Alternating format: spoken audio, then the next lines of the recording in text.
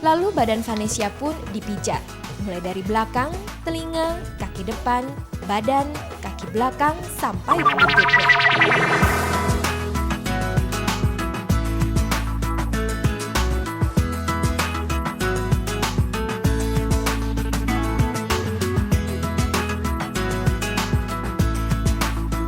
Spa ternyata tidak hanya diperuntukkan bagi manusia saja loh. Buktinya kucing-kucing ini. Ya, layaknya manusia, ternyata kucing juga penggemar kecantikan. Tak heran, Vanessa, seekor kucing Persia Himalaya ini pergi ke salon. Dan salon yang dipilihnya adalah di tempat inilah biasanya Vanessa di spa. Kucing tapi nurut banget ya. Mau dipotongin kuku segala, tapi motonginnya harus hati-hati. Hewan seperti kucing ini sangat sensitif. Mereka bisa marah jika dirasa perawatannya kurang memuaskan. Karena alasan inilah, Rita pemiliknya enggan memandikan sendiri Vanessa. Kebetulan kucing saya galak. Saya takut kalau saya mandi sendiri.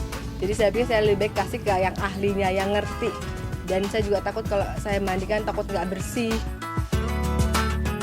Setelah memotong kuku, Mbak Yoke sang terapis mulai mencukur bulu Vanessa. Nah, bulu-bulu kucing ini dicukur pada bagian bawah kaki agar terlihat rapi.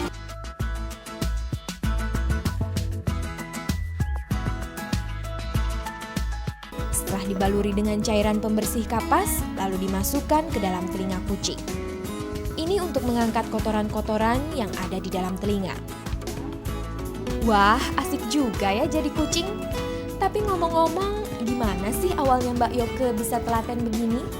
Awalnya sih mungkin karena dari kecil saya suka sama binatang, terutama anjing atau kucing gitu ya.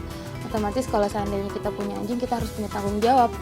Jadi pelan-pelan dipelajari ya, sampai akhirnya ya sampai seperti ini.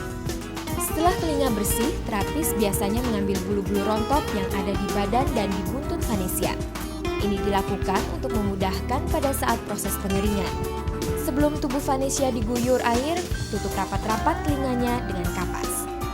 Kalau kucingnya dalam kondisi sehat, maksudnya kulitnya normal, nggak ada penyakit kulit, treatmentnya itu standar, treatment spa biasa. Tapi kalau dia ada kayak jamur, kayak ada luka atau bekas luka apa, itu treatmentnya beda. Sekarang saatnya mandi. Seluruh badan disiram dengan air. Air diguyurkan mulai dari arah belakang hingga ke kepala kucing. Wih, pasti segar. Setelah badan Vanessa basah, barulah Yoke memberikan shampoo khusus untuk hewan. Lalu badan Vanessa pun dipijat, mulai dari belakang, telinga, kaki depan, badan, kaki belakang, sampai ke buntutnya. Pemijatan ini dilakukan untuk meregangkan otot. Wah, enak sekali ya Vanessa.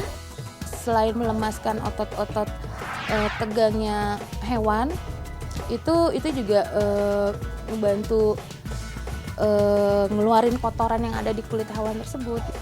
Setelah Vanessa merasa lebih rileks dan kotoran sudah terangkat, barulah tubuhnya dibilas sampai bersih. Lalu dikeringkan dengan memakai handuk. Dan sekarang tiba waktunya untuk memulai proses pengeringan. Dalam proses pengeringan, langkah pertama adalah bagian buntut dikeringkan dengan blower khusus untuk hewan. Dari kaki, badan, hingga kepalanya. Jangan coba-coba memulai dari arah kepala. Kucing biasanya akan menolak. Alih-alih mengeringkan, Anda bisa dicakar nantinya.